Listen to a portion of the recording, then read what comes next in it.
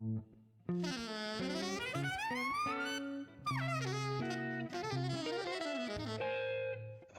Jazz.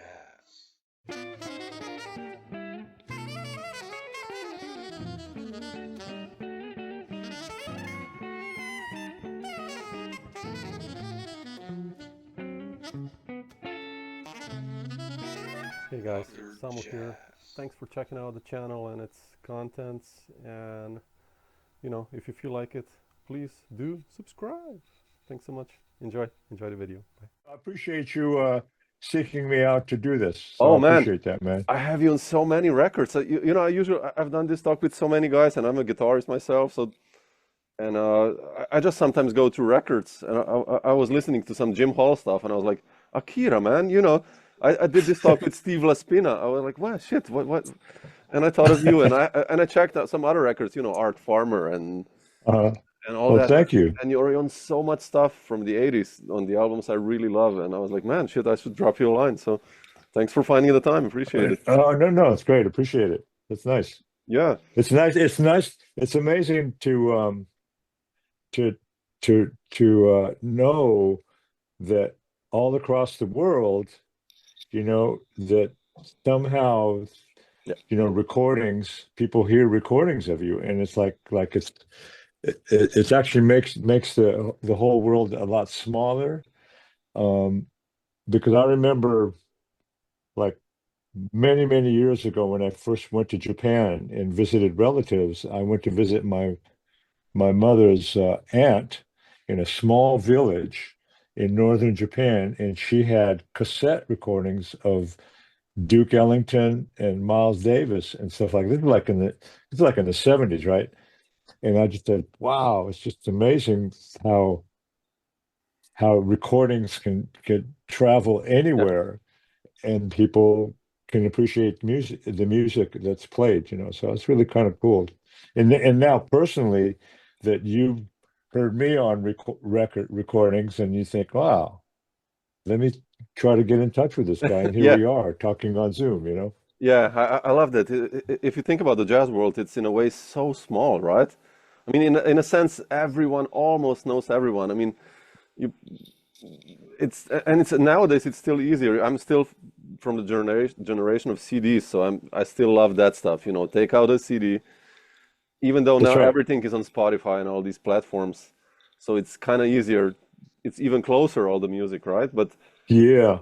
But uh, yeah, so you're the generation of CDs still. That's funny. yeah. I still love that, I'm man. but I'm the generation of LPs LPs, originally. And exactly. so, but it's very convenient, with the CDs, and then now with Spotify. But there's a link missing, of I know. Spotify and Apple Music and stuff like that. There's something about learning about the music and being able to read about it. I mean, Yes. you can't, because I do radio on KCSM here in the Bay Area Oh, really? Okay. on Monday and Tuesday evenings, which would be like would be like maybe 2 in the morning for you. But I mean, you can actually archive it. You could hear it. I'll check it out. Oh, But yeah. And so you can go on Discogs or Google and find out information about the recording that you may play from a computer or from Spotify. But I don't know. There's something missing about this, about having an LP, yes, exactly. and Exactly. reading the notes and stuff like that. So it's kind of. I just like miss the players. I mean, I have these everywhere. These Penguin Guide to Jazz encyclopedias. The thick ones, and I just love reading the players. It's like I would be like Art Farmer Quintet, and it's like, oh, Ray Drummond, man, and Fred Hirsch, and then So that's just like, I don't know. yeah. I mean, you do have what the Leonard Feather Encyclopedia No, those of. like those Penguin Jazz guides. Like I see. the thick ones. Uh-huh. That's kind of, and I just I have one on the toilet, one in the kitchen, one there. So it's kind of like every now and then I'm like, oh shit, okay, wow, I didn't know. Paul Chambers played on that record, and then I go check out Oh, the that's record true. and stuff like that, and it's just like, I don't know, if you love jazz, at least most of the people I know, they love this connections and searching who's playing on that record. And So you said okay. you have a store. Do you have a record store or something like that? Do you have what kind of store do you have? No, no, no. Oh, Oh no, that, you just said you have it in the kitchen oh and yeah, you have yeah. one in the store. Oh yeah, I have it one at the music school as well. That's what I meant. Like, Oh, okay, and in the okay. kitchen and in toilet everywhere. It's like the 7 editions. Like, it's like wow, okay. It's a nice thing. That's what I miss with the digital platforms. It's like just you don't know who the players are, and it's just That's like true. Well, I mean, you can you Google. see Yeah, that, yeah, but that's an extra step, you know. But I mean, like during the radio show there, you have access to you can play from Spotify or YouTube or Apple Music, and also they have a hard disk full of like 11,000 tracks mm, that's been digitized, and you can play them. It's very convenient because you don't have to go look for a CD, or you don't have to go look for an LP in another room and bring it and play it. You could just access just very like, convenient. Yeah, you know, yeah, but then you have to go on Discogs or Google to find out more information about the recording. So yeah. it's just different, you know. It's different. I But mean, it's very convenient, like you said, but I don't know. I remember I bought a record with my, money that my parents gave me for lunch, and then I didn't eat. Like I just ate an apple, and just to buy that one CD, and then I wore that CD out like into oblivion. It was like listening and so reading you the notes and looking at the pics. I was like, man, I love that. so you must have a collection that fills the place where you live, probably, right? I mean, you Yeah, must it's have a a big. I collection mean, of yeah, it's like here in my studio now. We finally moved into a house 3 years ago, so where I can have my own place with all this music shit with yeah. guitars and CDs and all Yeah, that. So I see that's Sonny Rollins yeah, yeah, and I have a drum kit here poster. here as well. So You play drum. You play drum. Oh, look at it's that. You like I play mean I drum. play guitar, but I love playing drums, but compared to real musicians, I don't know how to play. I just No, know the but basics. people like Dave Liebman and Joe Oh, Lovano, when Brecker, man, when they give their saxophone lessons, they actually play drums yeah, with the saxophonist they're teaching. yeah, So I mean they're pretty good drummers, and like even like Chick Corea, those guys, man, they could, are very good drummers. I mean, yeah. it's just a natural talent, you know. It's incredible, you know. It's something that pushes the So, jazz, especially, right? I mean, for me, it's all about the drums. Always when I had a project, if the drummer was good, it was like, man, whew, it's well, when nothing you to worry about.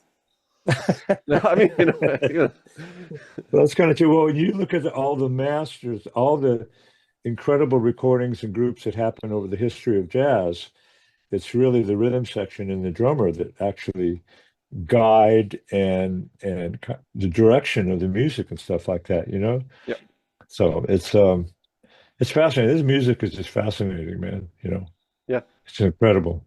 Oh, I How love did you get? I'm interviewing you it. for my It's part. a No, I'm talk. just It's kidding. nice. Come on, But I no. mean, no, but no, no, but I mean, how did you get interested in this music? Because you play guitar? Yeah. I mean, I started with rock, the usual, like Uh-huh. I went through Beatles and then Metallica and all this Dire Straits, and then my guitar. I'd studied classical guitar, and my guitar teacher was like, I had zero interest in classical, and he gave me a Uh-huh. CD, an album, an LP actually of Pat Metheny and Ralph Towner, and I was like, man, what are they playing? And he didn't know what they were playing. He didn't play jazz, so he's upset. He just said this is jazz, and I was like, okay. And then I just No, but I started mean, that's investigating. if you just got interested in it. So, but I Yeah. mean, she was a classical guitar player, but she must have been able to at least appreciate just what the music Oh in yeah, it, yeah, right? absolutely. Yeah, Yeah, yeah. yeah. I mean, Okay. had lots of these LPs by. Then I got, Esberto Gismonti and all these great guitarists, the ECM stuff, and Oh, yeah, yeah. I just love that because it was so approachable. It was kind of fusiony, where it's like very listenable, and then you just start investigating. You read about a player. I don't know. Yeah, I mean, You're someone like, like an like ECM, like a director Gishmonti, oh, I I mean, love that guy. he has some incredible recordings, man. I love that guy. Man. Yeah, so underrated actually. Also, it's That's true. It's very true. very. But I mean, it seems like this music is, the majority of the musicians are underrated and underappreciated, you Yes. know? Yes.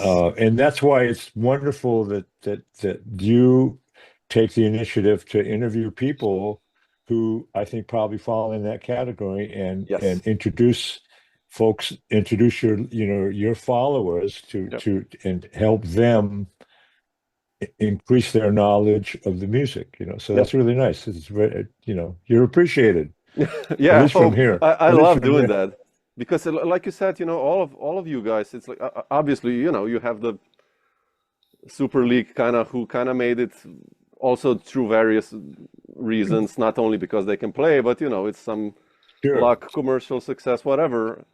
Yeah, And that's true.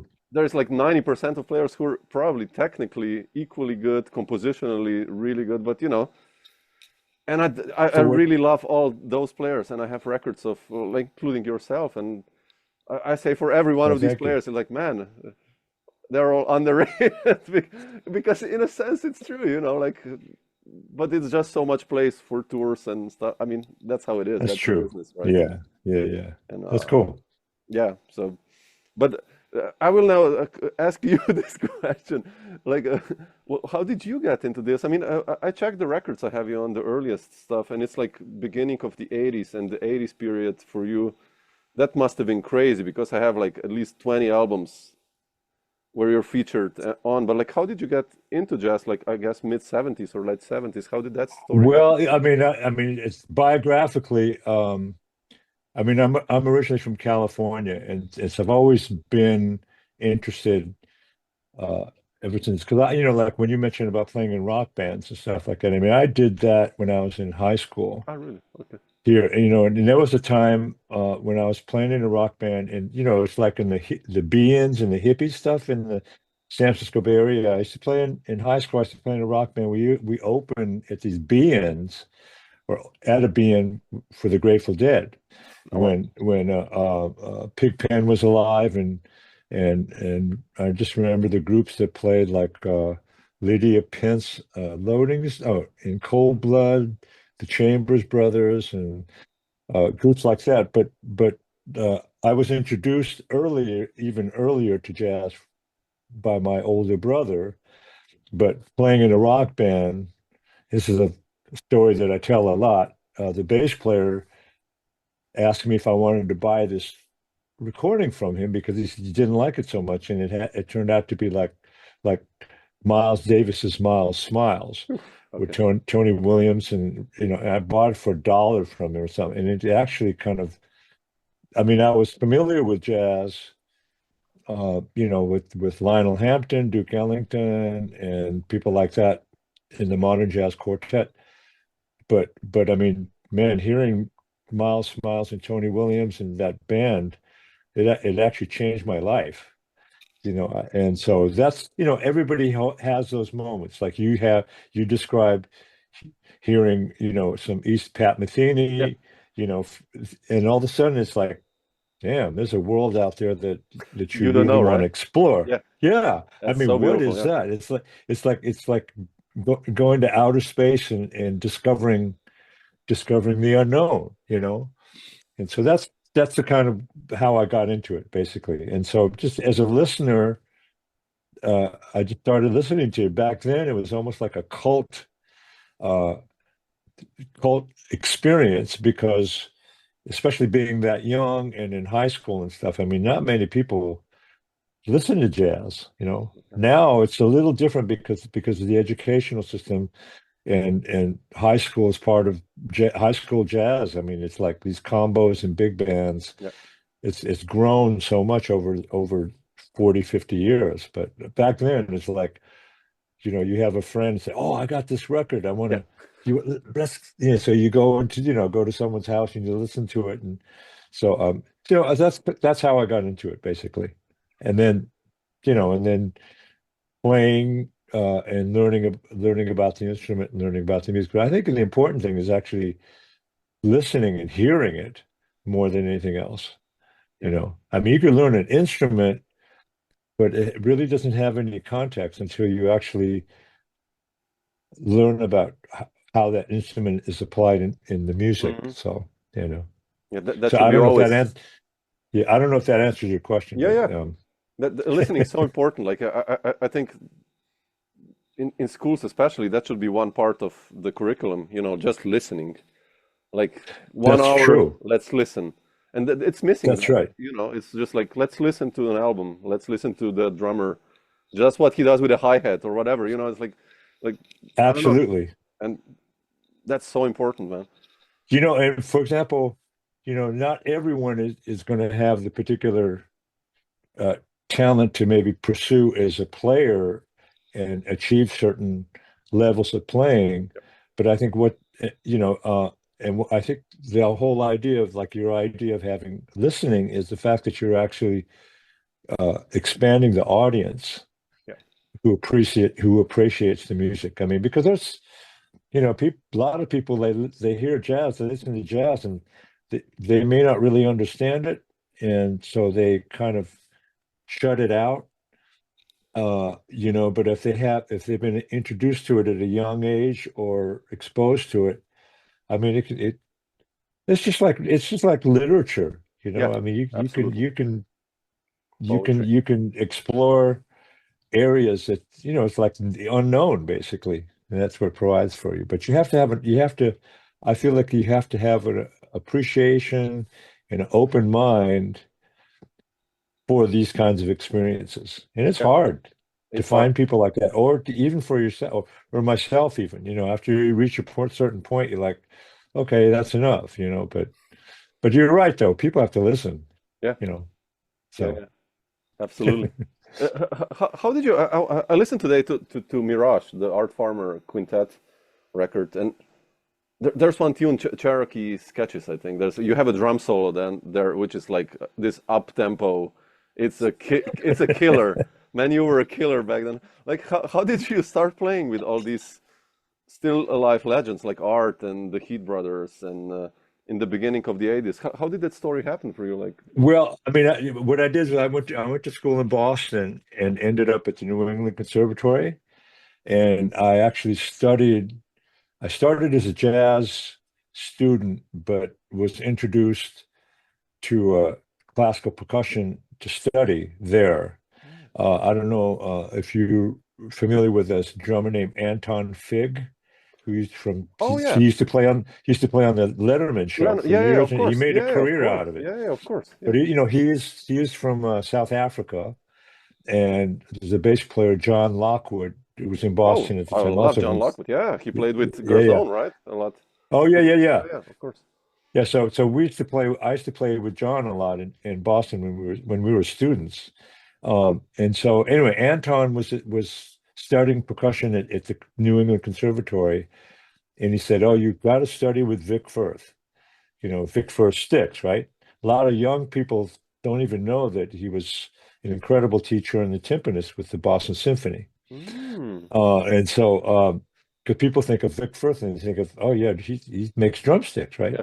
He's not alive anymore, but so I got an opportunity to study with him, and then while in Boston when I was a student, I got an opportunity to study with Alan Dawson Ah, you went through for that school. Wow, that's incredible. yeah. Well, I mean, he was over at Berkeley, but I studied with him privately, and actually, Billy Hart was a friend of mine, and he actually introduced me to Alan to made a recommendation for me to study with. So, anyways, to make a long story short, when I was up there at New England, Fred Hirsch was also a student, and so we used to play a lot. And then when he left and moved to New York, and I was still in Boston.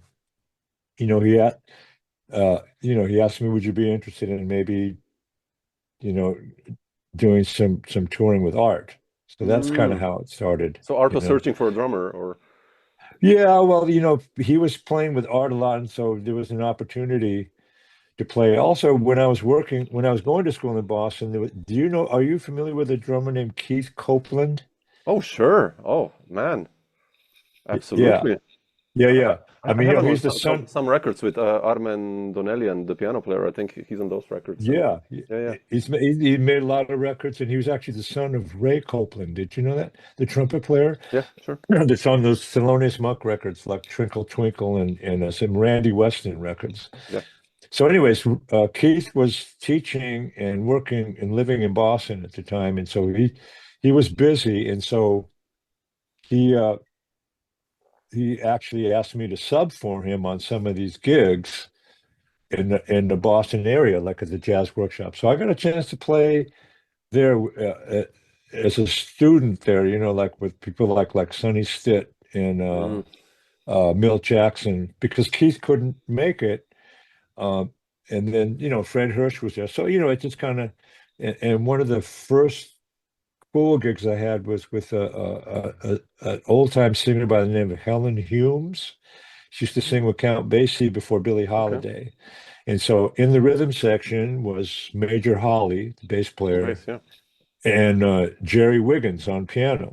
Wow. And so I was, so I was a student up in Boston, just trying to finish school and good gigs. So, those kinds of associations kind of keep going. And I used to play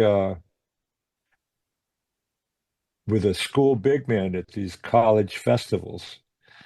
And so, like in Notre Dame, and there was one in Quinnipiac, and the judges were, um, you know, people like Hubert Laws or Billy Mm, Taylor or Jimmy Heath.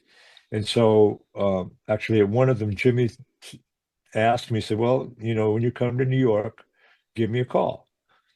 So, and by that time, I was already doing some gigs. I got a lot of stories like that. I don't know if you want to hear them. oh, It'll please, man. probably That's why we're bore you. here. That's why I love these.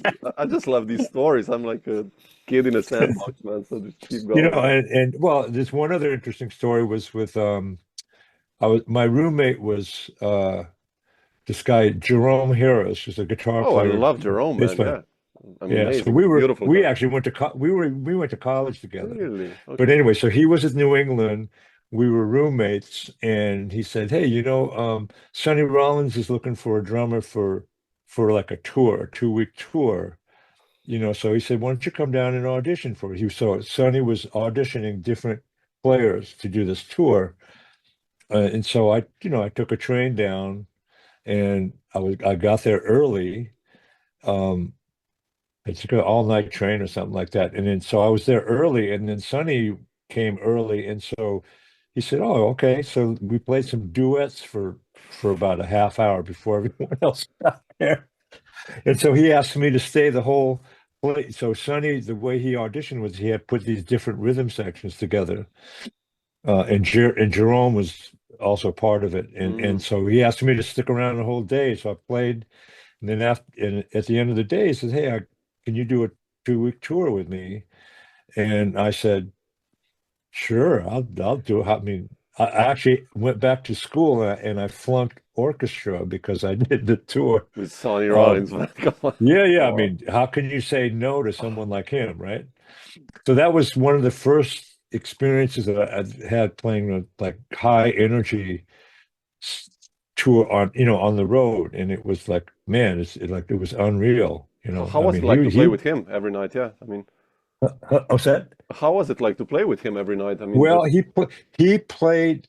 We sometimes towards the end of the tour, we were playing like almost 90-minute, 2-hour sets because he plays. You hear stories of him walking into a club playing the saxophone from the taxi. I mean, he just played and played and played. He just played. I Coltrane mean, you kind of, can yeah. tell that. Yeah. So it was really an experience. It was. I mean, I'll never forget that experience. It was like, I mean, I was just a young student, and to be able to experience that, and I said, uh, I mean, this is playing with someone who's dedicated his whole existence to this music Yeah. and to the saxophone. And so, like, you realize uh, what a commitment it is. I mean, but it's not like you make a commitment. I think the music makes a decision for you, Mm. for him. I mean, he's still alive too. Yeah, it's incredible. You Yeah. know. Yeah. Yeah. So, anyways, that's some stories from when I was young and how I got into. So I moved to New York and was able to. When did you move to New York? I What year was moved that? to New York in 1979. Nine. Okay. Wow. Uh, so we were before that summer. I auditioned in a classical thing and was able to attend Tanglewood, where Seiji Sure. Ozawa and Leonard Bernstein was there. Uh, and actually, as a young student, Wynton Marsalis was there. He was 17. And so we kind of, because of the jazz connection, we hung out and we played some and Well, uh, did a couple gigs actually with Chuck Israels, the bass mhm. player, Of course, I did an interview with good him as well. Yeah. good writer. So Yeah. so from that, and so we moved to we after Canada, in '79 he was going to start Juilliard, so we went to New York together, and we roomed together for about a year and a half. Wow. That's incredible. So, but man, that's all he did was he practiced, man. He practiced and practiced and practiced. That's all. I said, like, wow, there's someone he was chosen, to Mm. do what he was doing. And you look at his career, and sure enough, he went on a path that you can't deny Yeah. how incredible he is, So, Yeah. Yeah. I mean, so from there, that's good to New York, and kind of hung out and circulate and play with people and stuff like that. So that's how that happened. But I got plenty of stories, man. I don't Oh, know if you please want to come hear on. them. Yeah. Yeah. Yeah. Yeah. Go on. I mean, I love this. That's why we're here. So. Well, I was telling you a story about of Billy Hart. Yeah. So he was a became a really good friend and mentor.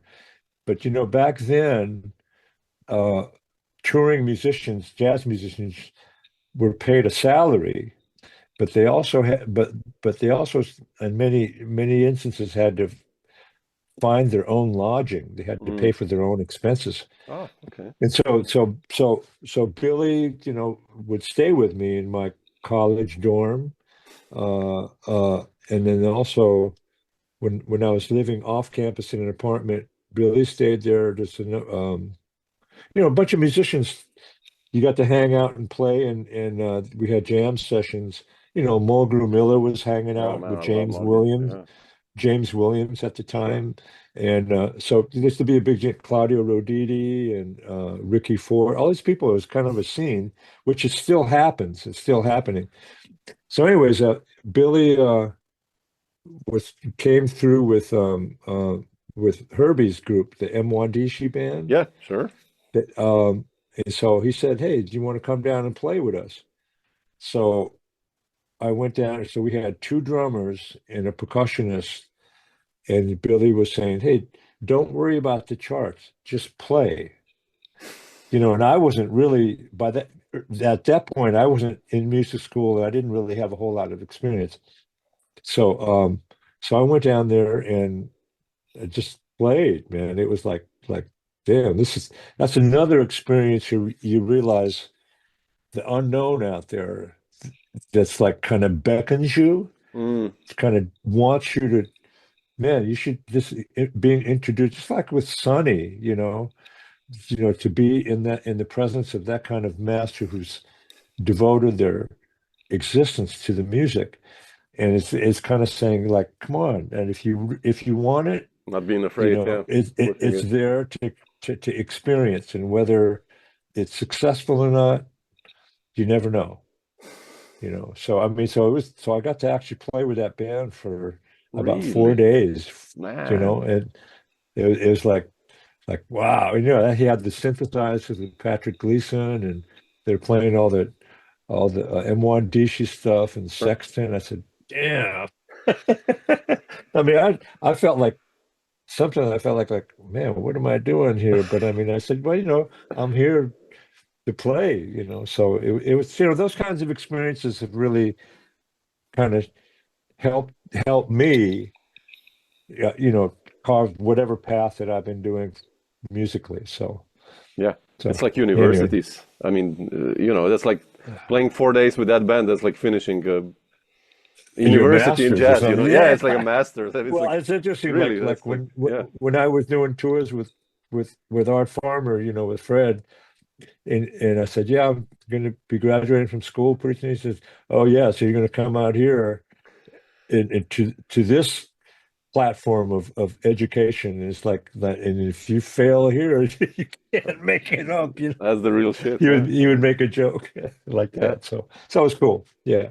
Yeah. It's amazing because like when you moved to New York, like so early 80s, let's say, like all the greats were still alive, basically. I mean, with the exception of Coltrane, Parker, but like everyone was still there. All the great drummers, all the great That's saxophone players. I it. mean, how was the Yeah, vibe I like did. for you? Like, I mean, getting gigs Well, and how was it's funny because you don't really think about that kind what it is. I mean, in hindsight, historically, now that you look back, you think, wow, I was in an environment yeah, that had, and I was young or younger, but I had the experience of actually being able to play and be around all these incredible masters. I mean, with Dizzy, you know, yeah, and Jimmy Heath and stuff like, and James Moody. I played with James Moody, and yeah, no, yeah, we did a record date, and Moody says, "Oh, there's a friend of mine coming in to play on some tracks," and so we go, "Oh, okay." It was Dizzy. So, so it's like to be looking back, you think, um, how fortunate to be in that kind of environment, and I'm still around, I'm still living, yeah, and to be able to speak about it.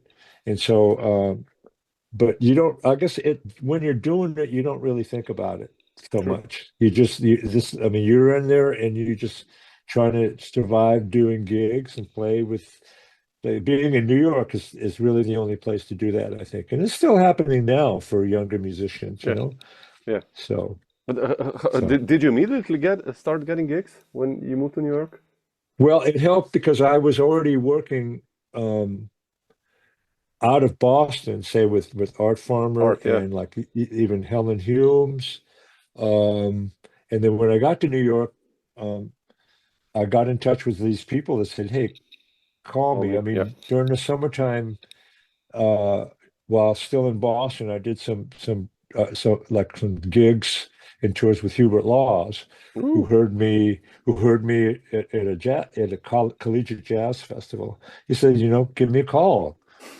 So, I said, "Okay." So I did. So he had, I mean, I was like, at that time, he had people, it was interesting. He had, on some of his gigs, he had like two rhythm sections, his funk rhythm section I'm like, and his jazz rhythm section.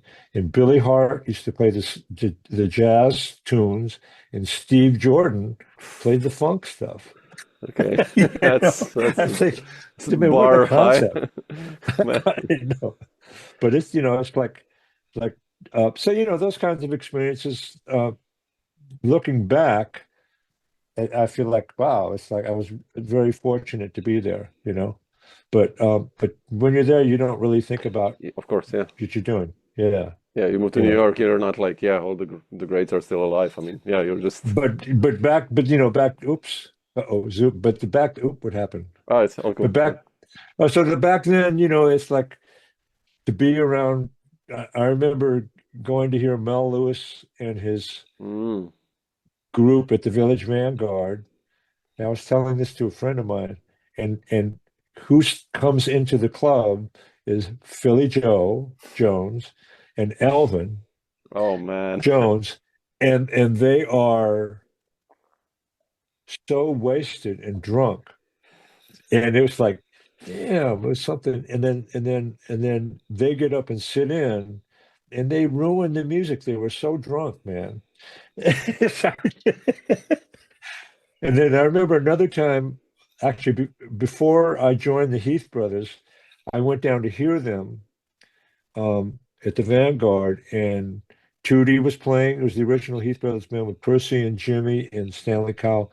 And Tootie was going through his, this is like in the mid 70s. I mean, I might have been still living in Boston, but Tootie was going through his Earth, Wind, and Fire bag, right? He was wearing a jumpsuit, and he had a drum set with two tom toms, and he had a splash cymbal in the back, and he would do this, and then he'd do a reverse dunk crash, and he'd be playing funk on everything, on All the Things You Are, I mean, this is I think what led to the fact that he left the band Yeah. because Percy Heath, he was just angry that he would be playing this way. Can you imagine if you, I mean, I don't know if you have siblings, but can you imagine your younger brother in a band playing a certain way that you really detested? So That's I mean, true. and the look on Percy's face was, I'll never forget that. He was just like so angry, and Tootie was just like going ahead playing funk on everything. It's pretty amazing. It's So yeah. it was cool, and yeah, just being in New York and being in that environment, and being around, going to hear, there was a place called Bradley's. I Sure, don't know if man. Yeah. Oh, like I've with their heard duo. so many stories, man. Yeah. Yeah, a duo room. I remember going to hear, I don't know who was playing piano. Maybe it was Tommy Flanagan, and I know Mm. Major Holly was playing. I don't know who, I can't remember, but what I do remember is that Roy Haynes came in to hang out, and he listened for a few minutes and went out and got a cymbal, a stand, and a stick, and he came in and the place was on fire, man. It became a trio. I mean, stuff like that, to be Yeah. around that kind of environment is like, man. And that's why people go to New York to hear the music, right? I mean, Yep. I'm sure you've been to New York, Oh, right, I went David? every year since '97 until until COVID, like for a month or Wow. two. So yeah.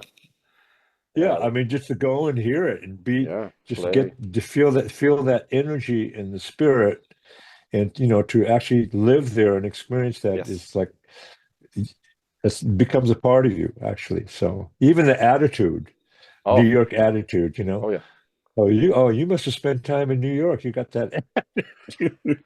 I think it like really crushes your ego. For me, at least, I was like 19. I went, and I thought I was Uh, playing pretty well. And I went, and I think I went somewhere uptown, like in Harlem, to a jam session. I didn't take out my guitar. I was like, dude, I suck, man, And I just practiced for 2 weeks before I kind of dared to start playing a bit. Like, I was like, being in Slovenia here, like, oh shit, I know I can play Stella by Starlight and Giant Steps, kinda ish, and those guys were burning there, like you. yeah. I mean, that's what it's about, though. I mean, Oh, that's the beauty. Yeah, it's a reality check, but you find what your limitations are, but you're still inspired. You absolutely, know, absolutely. I Or mean, you quit and you and become an insurance agent or something. but it's amazing, though.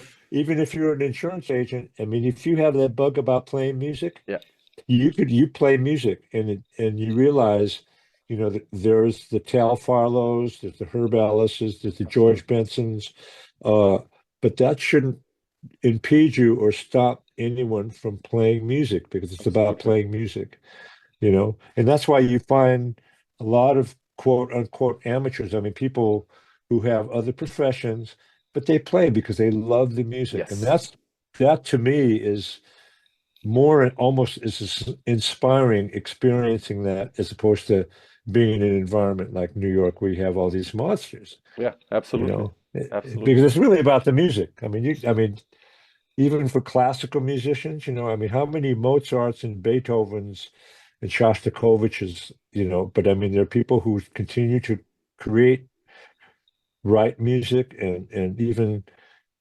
orchestral players who may not qualify to play in a New York Philharmonic. I mean, they still have community orchestras Yeah, wherever you go, playing music, and so that's, to me, is almost more inspiring, yeah, or as inspiring, uh, about being involved in music, I yeah. mean, because it's about the music. It's for the love of So music. Yeah, yeah. I mean, that's why we do that's this right. as well. Lots Yeah, of that's what. Yeah. sacrifice and dedication, Why are and we? Yeah, why are we talking? Because we love this yeah, music. yeah, absolutely, absolutely. Yeah. I mean, that's why I do these talks. I just love listening to stories like you've been telling now. Like, for me, it's that I think it's part of jazz, especially this oral tradition and all Yeah, this stuff, which can get lost if we somehow don't preserve it, like through now we can archive it through interviews and stuff like that. So luckily, That's true. and it's so You know, important. there are a couple good books. Oh man, I can't remember the bass player's name, who's 90 something now. What do I have his book somewhere? Oh, Um, he wrote a couple books. He's a bass player, and he wrote about interviewing musicians. Not Art Taylor. He had a couple books. He had of interviewing musicians.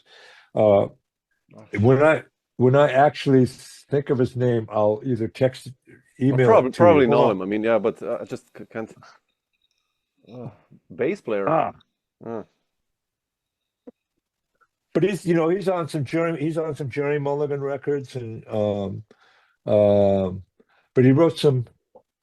Damn, I thought I had it here. nice But he stuff. had some stories about jazz musicians and like Broadway and stuff like that. It's really fascinating. And he's uh incredible human being, and he still plays, and he's like in his Mm, 90s now. wow. Yeah. So Yes, many so guys out there. anyways, Yeah, I like that. Yeah. yeah. So anyways, I mean I guess I'm showing some of my age because I can't remember anybody's name anymore. No, no, So no. Let me know if you find out about him. I would love to okay. check him Yeah, out. yeah, yeah. Maybe I Yeah. probably know him. Maybe I even have a book, but can't recall now as well. So Yeah. yeah. But I mean no, I mean I'm so impressed that someone in Slovenia like yourself has this incredible music, and you're actually promoting this music and sharing it with the rest of the world, Mm, because now you're available yeah. and Yeah. sharing your experiences with others who's sharing their experiences, and you're sharing with the people with the rest of the world. I mean, that's kind of cool. Yeah. I mean, that's like, wow. What? Well, I appreciate everyone who participates in these talks. You know, it's just I just love listening to this, and I see the response of people as well. When I started like 4 years ago, it's growing, and people appreciate you, and everyone like in the comments, it would be like, oh man, I love Akira's that album, and that, and people respond, and So you're like, man, dude, that's amazing. People are, but I mean, it's amazing. I mean, I know in Slovenia, that's not the native language. English is no, not the native language, right? no, no, It's just so the native language is Slovenian. Slovenian, yeah, yeah. Okay. So let me ask you, I'm interviewing you, how did you become so fluent in English? You must have lived in the United States, right? I studied actually English. I mean, I have a PhD from American poetry and an MA from Masters from Really? translation. Yeah, so I've been studying the language for a long time, and I lived in New York Wow. for like every year for 2 months from '97, like, and yeah, and No, it's amazing. I said, so how is it that your podcast is conducted in English, but it's heard and watched like all over the world where they're not they may not speak English. I mean, is there like a AI translating thing probably that happens? I had to like disable that on the YouTube channel because this AI sometimes turns on for other countries and stuff like that. I mean, you can turn on subtitles actually, I think, and it works. Uh-huh. So, but everyone, I mean, I interview musicians from all over the world now, from the States and UK and Scandinavia and France, and Uh-huh. everyone more or less speaks Speaks English. kind of okay English. Like even the Italians and French, it's sometimes, but they do it, like the musicians kind of traveled around. So. No, no, because it'd be funny, like if your podcast, for example, through AI or whatever, just like when you watch like a movie, Oh yeah, yeah, like a French movie, and all of a yeah, sudden they dub in English. yeah. So if it could get to the point where our conversation could be dubbed in their native It's probably language, that'd possible. be I think it's possible. I think that'd be some funny stuff. That would be like when you hear that. Like I noticed that the AI did that like half a year ago automatically. I didn't notice, and then one guy let me know. I did like an actually like a video about Russell Malone, the guitarist, and then Oh, wow. he Right. automatically dubbed the AI somehow took over my Wow. voice and did his voice, and he was like, Russell Malone is an incredible blah blah blah, and it's me talking with his voice. I was like, dude, come on, what is this now? And Wait a minute. So they had your voice in the Wow, oh, my that's voice was amazing. deleted, and like the AI voice Oh, it was was. somebody else. The Yeah, AI it's like voice. you're opening your mouth, but it's like now someone would be like, it's a and it's like, and I had to delete the video and upload it again because somehow to disable the, it's incredible. Like, but for I guess That's- for people from I don't know China or wherever yeah, I think it's helpful, right? it's helpful. Yeah, You or know, it's one thing if you when you play music. I mean, of course, there are going to be vocalists who sing lyrics, yeah, but instrumentally, you don't have to worry about any kind of translating problems because that's what it is, that's the right? beauty of it. Yeah, Yeah, you know, just the beauty of it. Whereas with language and speaking language, which I'm sure you know,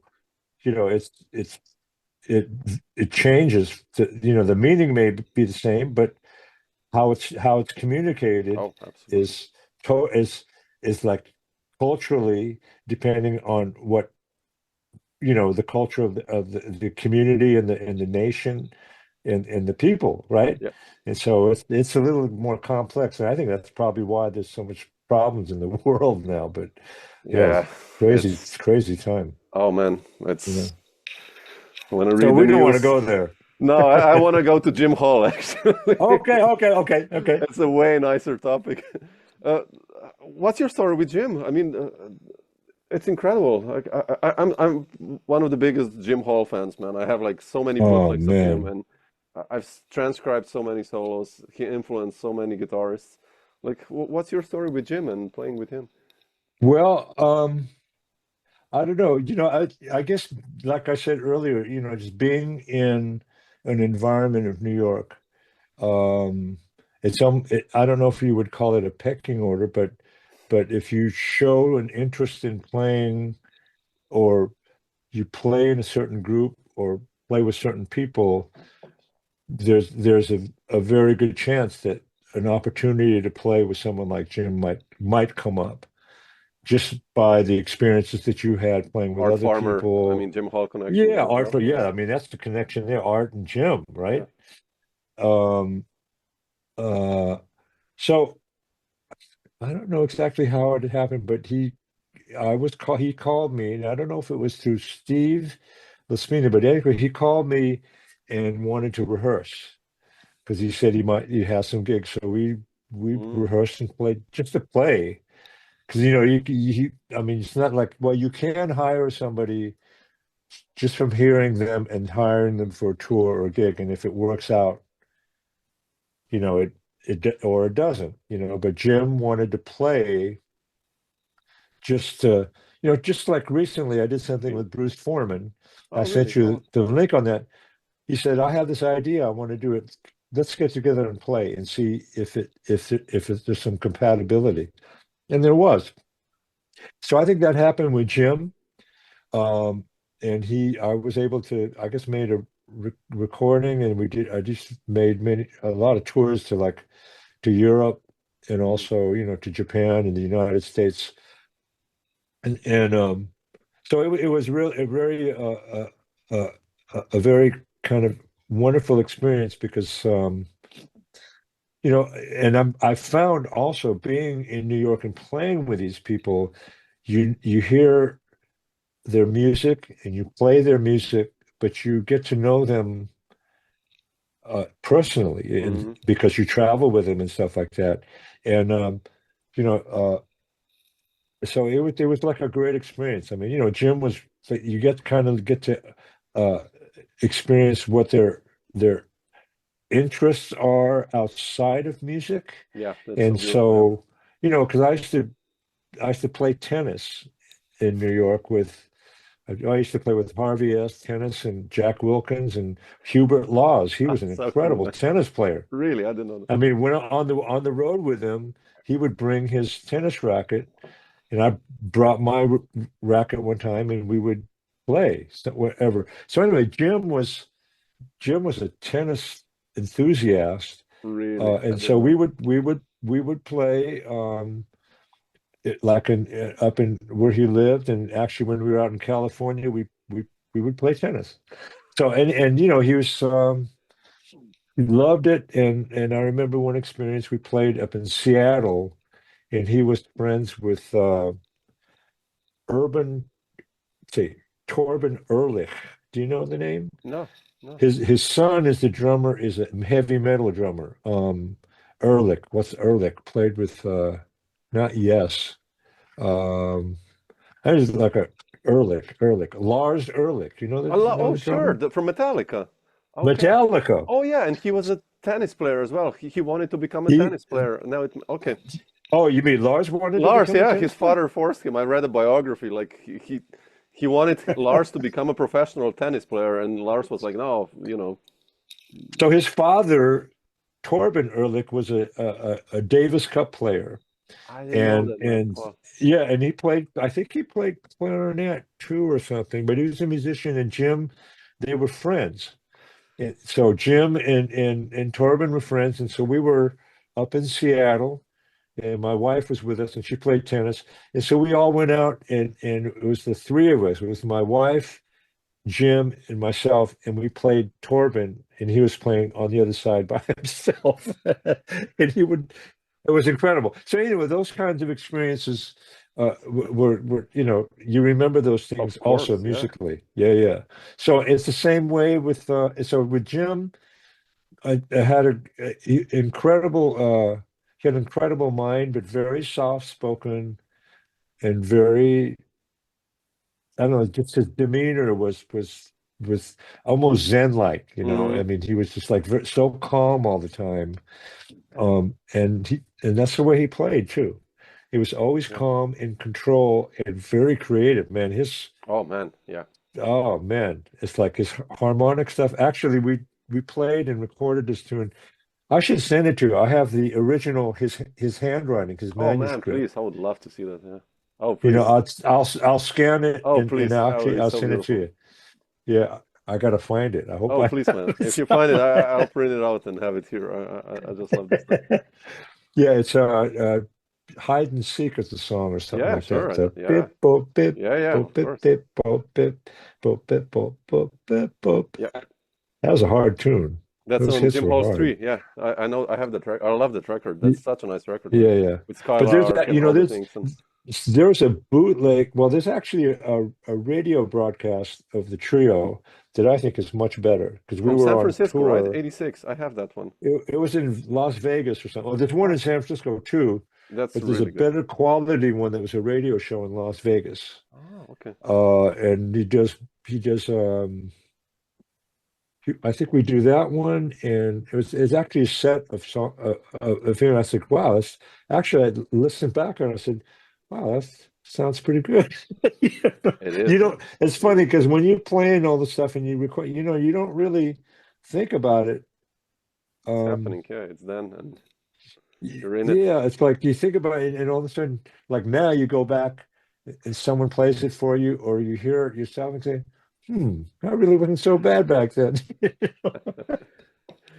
It's Did you have funny. to? Did you have to? I mean, I watched Jim only twice live, and both times it was with Terry Clark and Scott Colley, Ooh, and they played. He was so quiet.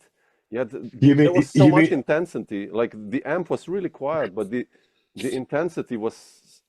Did you have to play? I mean, like adapt your style of playing like to him, and still well, maintain the I mean intensity because. that's something I think that's very important in terms of being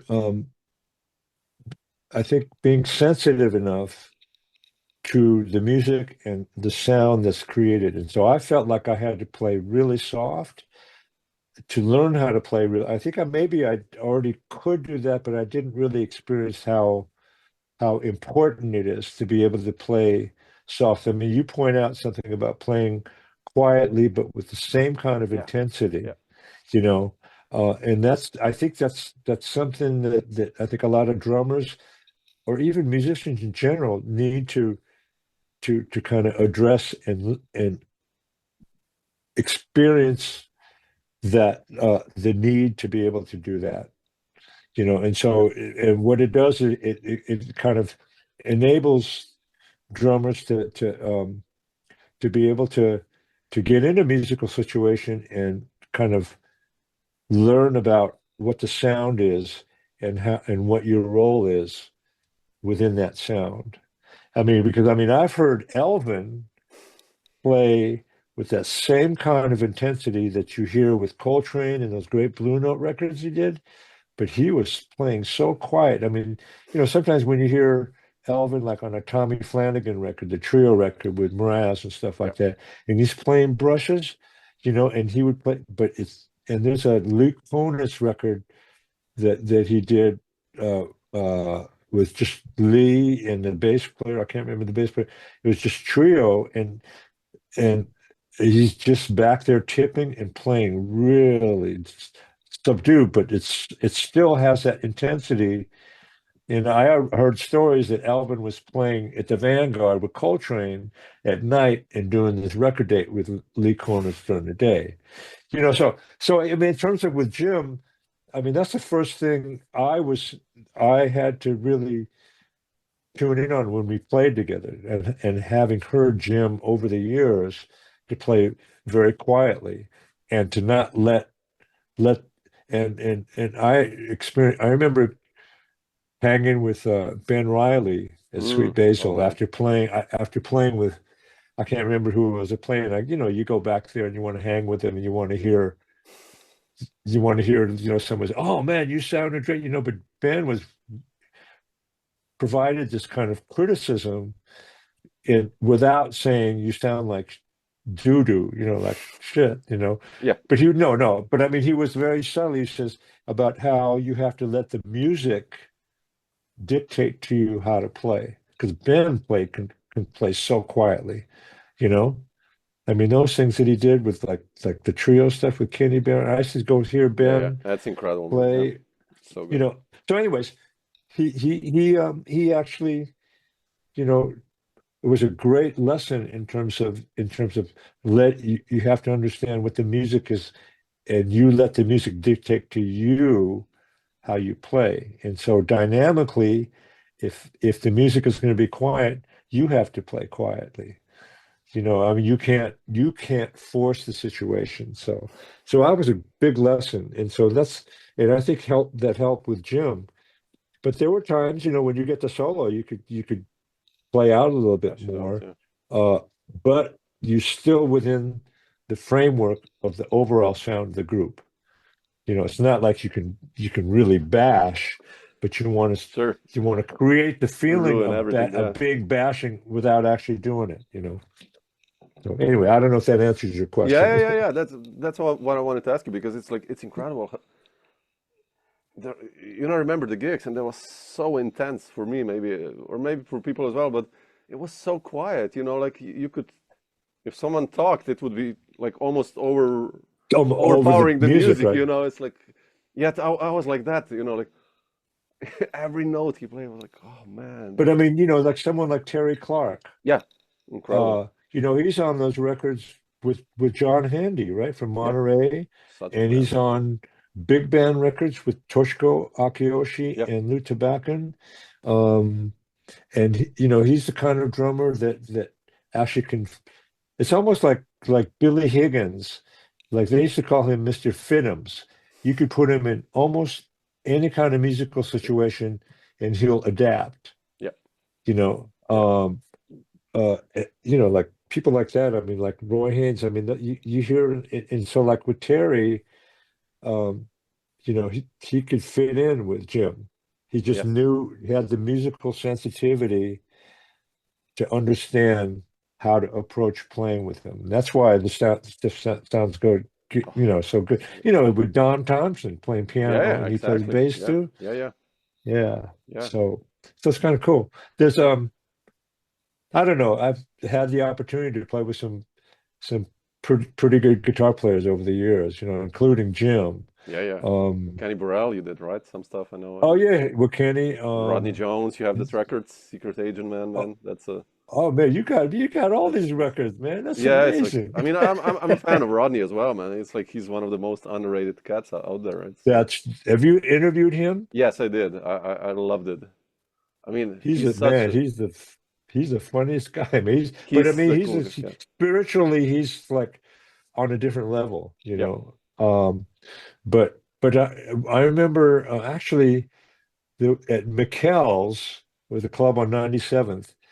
I just lived right around the corner there, but I did kind of a gig. There was a fundraising gig for McKell's, and it was someone sent me a link, and it's on YouTube, and it's a thing with George Benson and Tal Farlow Ooh, to together. play with those two guys, man. How was that like? Yeah, no, it was at Oh, McKell's, and Ray Drummond was playing bass, and I was playing drums, and someone recorded it from the bar. But I mean, and, and that I don't know if it's the track is recorded, but it was incredible. That tune "Breezin'," like sure. Yeah. yeah. So you Good. hear George and Tal Farlow playing that song together, man.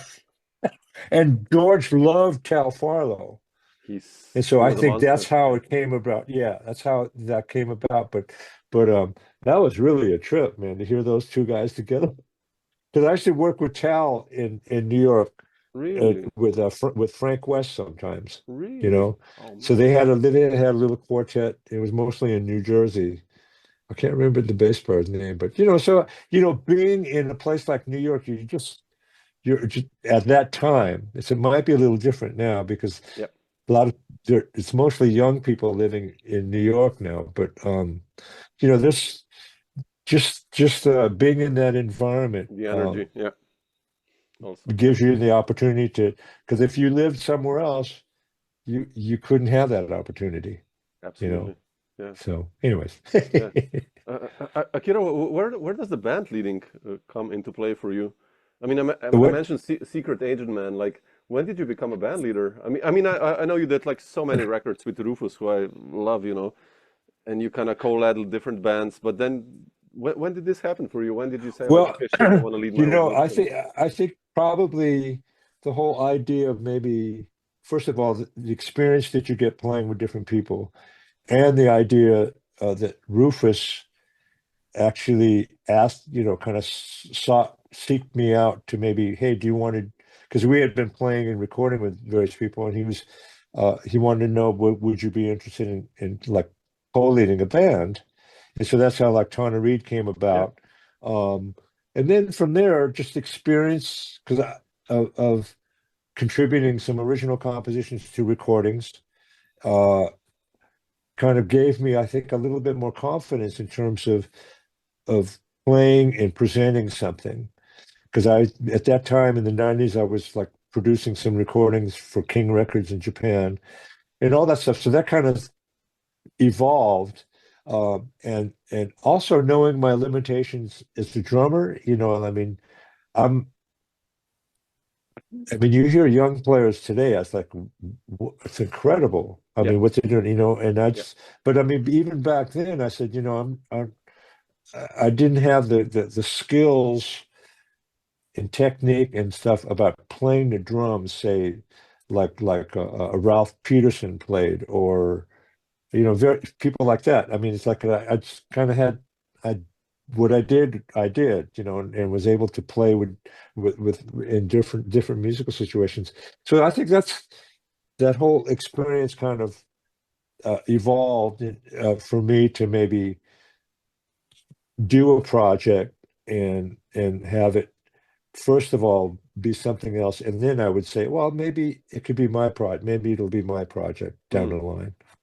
So, and that's why I think a lot of the stuff that I do isn't really about any really pyrotechnical drum Yes. stuff. I love that actually. Yeah. I'm thinking more in terms of like thematic stuff for like the Secret Agent Man, that Yep. kind of stuff, and to let whatever limitations I have musically on the drums, uh, kind of gauge and control what the music is playing. So I mean, there are times on the music where you actually get to play some stuff, but it's not all about that, you It's know. a team sport So I think anyway, that's right?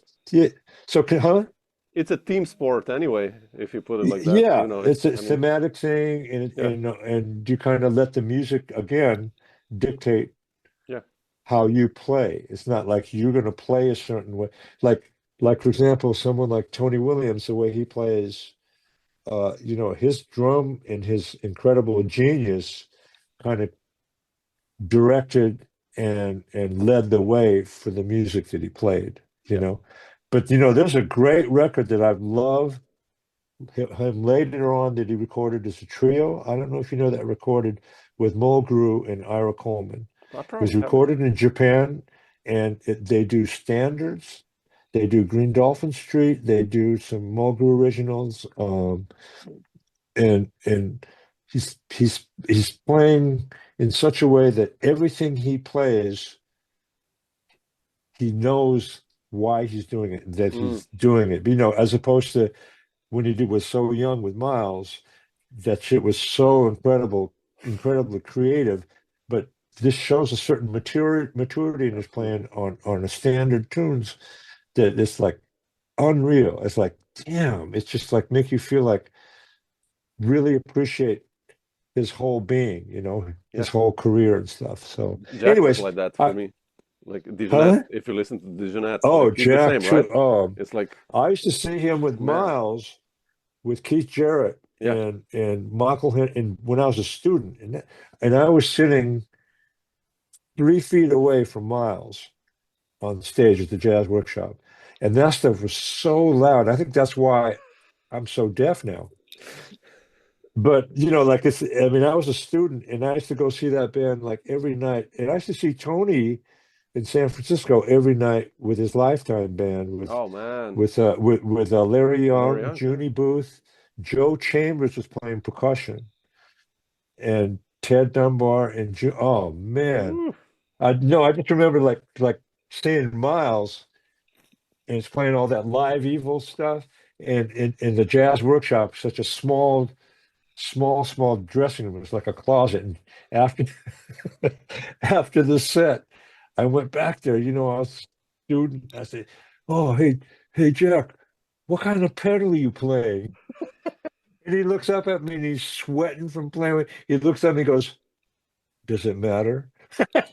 Exactly. I'll, I'll never forget. And later, I reminded him. You know, I got a chance to do something at the.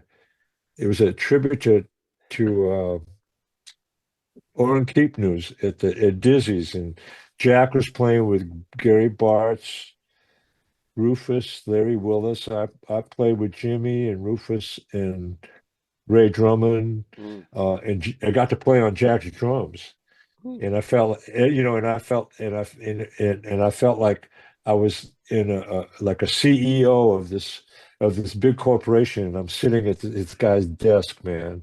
It's like, wow, you know, like I mean, there was such a vibe, you know, his cymbals and everything. It was like, damn, it's really kind of cool, Yeah, you know. that's an amazing one. But Yeah. man, Jack, oh man, it's interesting.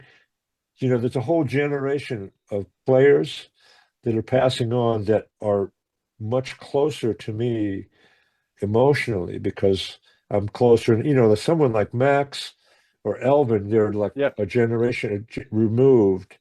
Or even Roy Haynes, man, I used to go see all those guys all the time. Oh man. And you know, I used to run into Max in the neighborhood in New Hmm. York. Wow. You know, I mean, living in New York at that time, used to run into Abby Lincoln, you know, and Vernell Fournier on the bus. Sure. I'd be taking my daughter to school, and Vernell would be get on the bus with his granddaughter or grandchild. You know, and you see people like that on the street in New York, and like being at the post office, and there's Paul Motion standing in line. You That's know, funny, man. you know, it's like, yeah, this is, and you think, man, this is really New York. Cecil McBee lived in the neighborhood, you know. Mm. So anyways, like people with like Al Foster and Jack, I mean, damn, they're just like Yeah. almost a part of you, but not, they're a little bit removed by age and generation, but just much closer, you know. So, but there was like people in New York in that time, um, like Vernell, used to see Vernell Fournier, the drummer named Eddie Locke, a swing drummer Mm. that used to see in the neighborhood. Um, you know, I mean, it's people when you talk about uh, kind of underrated, unsung heroes. Um, who else would be just Frank Gant? Are you familiar with his playing I know the name. with Yeah, yeah, Ahmed sure. Yeah, yeah, Ahmed sure. Jamal? Yeah, yeah. Um, I mean, like Charlie uh, Persip, let's say, someone like that. Like, Charlie you Person, know, man, I like used to run into him, Danny and he, Richmond, like all these guys, ooh, like, you know, yeah. and I like, mean, even people like Mickey Roker, you man, know, and Tootie Heath. yeah, There's a whole there's a whole tier of drummers or musicians in general that yeah, there aren't the Alvin Jones, they're not the Tony Williams, they're not the Art Blakey's, you know, or Max Roaches or Kenny Clark's. yeah, But man, there's just so much out there, just so much incredible players, and so I mean that's what makes it so wonderful, you know. yeah, yeah, It yeah. never ends, man. Never ends. Yeah, it's like my wife sometimes asks me, like, how many players are there still on the list, you know, for you to interview? Because I've done like 600 of these, man. It's a lot, right, already? And It's I'm a like, lot. I'm like, shit, I don't know, 2,000, 3,000. I don't know how many is there left. You know, it's like it's a lot as long as the guys are Yeah. still alive, and you know, like it's and new ones keep coming. It's like it's a never Oh, that's ending, true. you It know. never ends. I mean, this cycle is never ending, and that's Yeah, what's so that's the beauty. what's so inspiring is that you know there's going to be people who pass through, and obviously they're going to be they're there, and then they're going to pass on. Yeah, You know, but there's always a whole another crop, another group that's going to cut path. It's just like this merry-go-round, actually. yes, yeah, People get on and then they get off. People get on and they get off. And that's what makes this music so incredible. I mean, it's not absolutely. just jazz either, so Oh, it's and but any, yeah. especially for jazz. Yeah. So That's why I love doing these talks, you know. Like I would love to listen to an interview with Danny Richmond or you know someone like that you mentioned, like you know the cats you mentioned now, like that's right. Charlie Persip, whoever, Tootie Hit. But there are no interviews with those guys, like an hour talk, let's say. You know what I mean? Like, That's true. and that's why I That's love these true. interviews, just to preserve something. I hope, Man. you know. So anyway, I don't know if you're limited in time and stuff like that, but I appreciate you having me be part of this, man. I mean, Yeah, it's like yeah. So glad you could make it. And I mean, not to take too much of your time, Akira. I just wanted to ask you, like, what's still in the schedule for you for the upcoming months, and are you still gigging and doing projects, or coming to Europe, well, or? yeah, you know, I've been teaching, I've been doing some teaching um at uh at the San Francisco Conservatory. So Matt Wilson and I kind of Mm, share private students and and I teach a combo there, and which is kind of a natural evolution, you know, in terms of like there's a lot of folks who teach now, yeah. younger students, right? So that's one of them. I don't know how much longer I'm going to continue that, but in terms of work-wise, I you know when I go to Japan, I've been playing with some players over there, and so some of them come over here, and so we created a situation where I get to. It's a wonderful organist by the name of Atsuko Hashimoto, and her husband's a very good guitar player. I don't know if you Yutaka So Hashimoto, you did that really Burt good. Bacharach album, right? That's the one? Yeah, No. yeah, yeah, yeah, Yeah, yeah, those yeah. guys. Yeah, That's I love them. that Yeah, stuff. The beautiful guitar playing. Yeah, yeah, it's a nice album. yeah. So they're coming back over in October, and we're going to be playing like in September, playing the Monterey Jazz Festival, and then uh, and then we're going back again. We played at Disney's in New York a couple of years ago, so we're going to go back there. And so I'm trying to hook up some various situations for them when they come over play. Then I have another band with the Otonawa. We play Japanese music. I don't know if you're Wow, familiar with beautiful. No, those recordings. no, Yeah, don't this mind it. we have about 4 or 5 recordings, Wow, I have to check this and out. we've been going to Japan. It was inspired by the earthquake that happened in tsunami in Yep. 2011.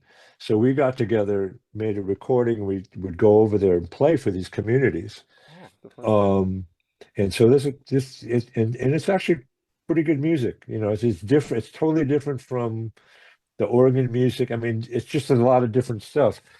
Yeah, I could send you some links to the Oh, recordings please on do. that. Yeah, I don't know this. Yeah, Please, yeah. yeah. Um, and and so we do jazz interpretations of Japanese folk songs and pop songs Mm, and songs that go back 100 years. You know. So I'll send you some links to that. please, I yeah, mean, please. if you want, yeah. Oh, please, yes. I would Um, love to check it out. yeah. So, that's just trying to keep busy and trying to stay active. Because I'm 73 now, and so it's not like I'm a young kid anymore. And it's funny, like when I was just doing some stuff with Bruce Foreman a couple of days, we were talking about, the announcer was describing the fact that we've been doing this a long time. But back then when I was like in New York and I was always the youngest, right? I mean, we're playing with all these giants of jazz and but you're always like the youngest. And fortunately, like Bruce and myself, I think, well, we're still around playing. Yeah. And so, I mean, unfortunately, there's a whole generation of players that left us, early, like Mulgrew, James Yeah. Williams, Ralph Peterson, right? Way for, yeah. Yeah, Tony Reedus to play with Woody. of All course. these folks, have unfortunately, have left us early, but for the luck of the draw, you know, I'm still around, and some of these people are still around. Now we're the who was that? Oh, I was talking to Ronnie Barrage. Sure, I love Ronnie, man. Yeah, You know, of course. oh Yeah, yeah. man. So I heard a record of his, and we were together on the road when he was playing with McCoy, and I was doing stuff with various people. And I hadn't talked to him too far, but he's he's an incredible guy. So we were talking about, man, we're still around and alive, and we're kind of moving up in seniority, so to speak. Yeah, In terms of the absolutely. people who are playing, and like even Rodney Jones. I mean, we went because we did a lot of work together with like Lena Horne and Ruth Brown and stuff like that, and he was saying when he was teaching that these young students, they couldn't believe that he played with Dizzy Of Gillespie. course, man. Those When Afro he was like recordings from 70. 1980, he's like burning on this Yeah, like night to I meet and know. stuff like that. And so a lot of so he says that, man, these young students have no idea that Rodney actually played and recorded with Dizzy, but Yes, like he was like 17 or 18 or 19 when he played with Dizzy, right? incredible, man. You know, so we just happen to still be around and very fortunate, and and now we're like we're senior citizens. Yeah, yeah, You know, we yeah. get to park in special places now. That's good. So You we don't have to walk so far to you go don't go have to to the carry the drum bathroom. set anymore, hopefully. Yeah, that's well, no, that's not true, but most of the time, and like I remember Clark Terry and Jimmy Heath used to say, when you get to a certain age, you never pass up a bathroom, and you never tr this. I don't know if this is appropriate for the air, and he says, and then you never trust a fart. Oh my Lord. That's like So, the quote. anyways, If you ever write a autobiography, that should be the name of it. yeah, you never trust a That's the fart. part. Jazz autobiography. But also I might add, like a generation that either Rodney or myself we've experienced. Anybody our age who are still around playing and have experienced musicians like that, like Clark Terry or Art Yeah, Farmer, or there's a certain, or Dizzy especially, there's a certain element and character of the musicians from that era. They never really took themselves seriously. You interesting. know, Well, they were funny, they hung out, they enjoyed life and enjoyed, I mean, for example, Jimmy was such an incredible human being. I mean, my son went to NYU and played basketball, right? But Jimmy came to see him because they knew our kids in New York when they were before even they were born, right? So Jimmy came to see our our Wow. uh, our son play basketball. You know, it's Right. like talk about like humanity, right? Yeah. But I mean, there's a certain even like James Moody, those guys, they weren't like serious. They were serious, but they were also didn't take themselves Human. Yeah. seriously. In a way. The humanity was incredible, and yet their level of artistic genius was off the charts.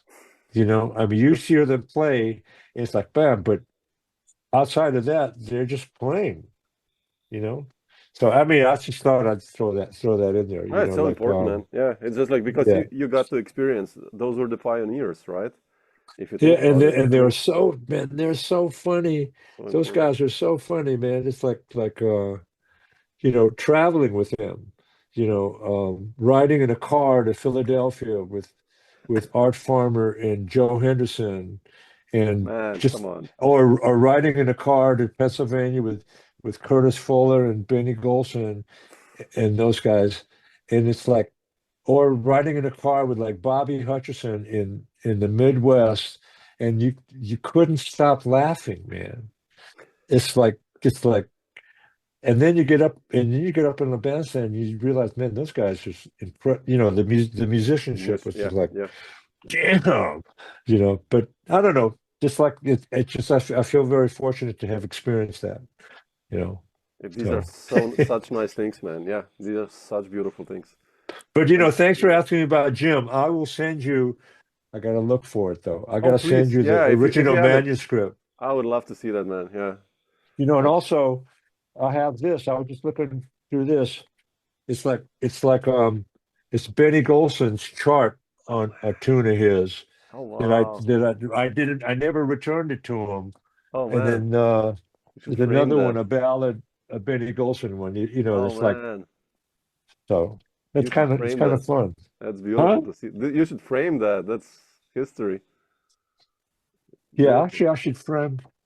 You know, can I relate one more story to Oh you? please. Yeah, yeah, please. Yeah. I don't want, you know, yeah, we've been on a long time. Oh But no. my one of the recordings I did with Rufus, a Tana Reed recording. We recorded one of Dave Brubeck's song and had Tom Harrell play on it. But I did an arrangement of his tune called "The Duke," Hmm. and we did a Life magazine photo shoot to recreate the Harlem photo that they had, Yeah. like the day in Harlem years ago. So there was a bunch. I don't know if you've seen that photo. No. I have to Um, check it out. hold on, I'll go get it. Oh. Can I show Oh it to yeah, you? yeah, Hold sure, on. please. I don't know it. Okay.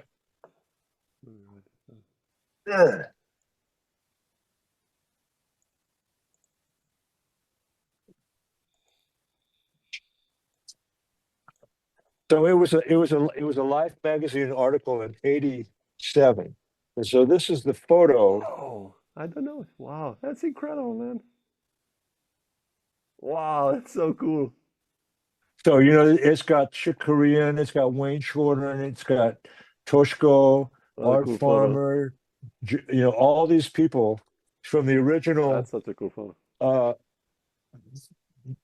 so they accumulated all these people, and so Dave Brubeck was there, and so I actually brought the CD to him.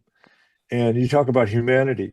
And I said, I recorded one of your songs. I just want to give it to you.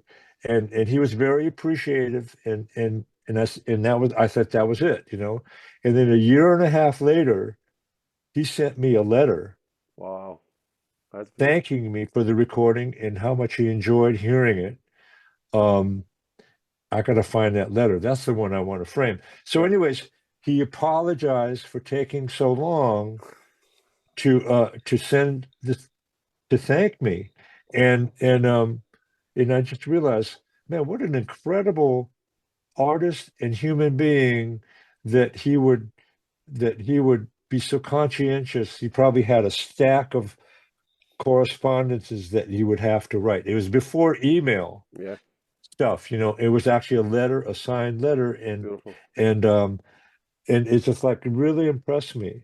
You know, like a year and a half later, he got around to writing a letter to thank me for recording a song. Taking time. Yeah, It's like, yeah, no, it's like, damn, it's like, that's beautiful. huh? That's Yeah, it's beautiful. like, Yeah, yeah. So, amazing, man. so anyways, yeah, there's a lot. That picture's pretty amazing. Yeah, I don't know it. You I'll know, search for it online actually. it's got, yeah, it's got Doc Cheatham, it's got Jimmy Heath, it's got Tushko, it's got Lou Tabak and Johnny Griffin, Woo, Winton, Ron Carter. I mean, it's just everybody you would think about so many greats, right? that were, huh? Oh So many man, greats. Yeah. yeah. And they had this. What they did was the Life magazine rented out this film studio in Queens, and they had a big party, and everybody came, and they would eat and hang out stuff, and Wow, then they took this incredible group picture. beautiful. Yeah, I'm looking at, yeah. It's Al Jarreau's in there. I don't know. Woo, Like you, George Wein is in there. It's everybody you would think, you know. So yeah, beautiful. you look online, you know. I'll check. You can I'll find. because I'm thinking about this is someone gave this to me, but I'm thinking about actually, and I might have written to the photographer because you can Like buy yeah, the print, you know, and have it framed or something like that. And it's really damn. So, special, anyways, I special, want to man. relate that to you. Yeah, Man, I know. Man, I want to thank you yeah. for taking the time, man. I You mean, too. Thank you too. I'm getting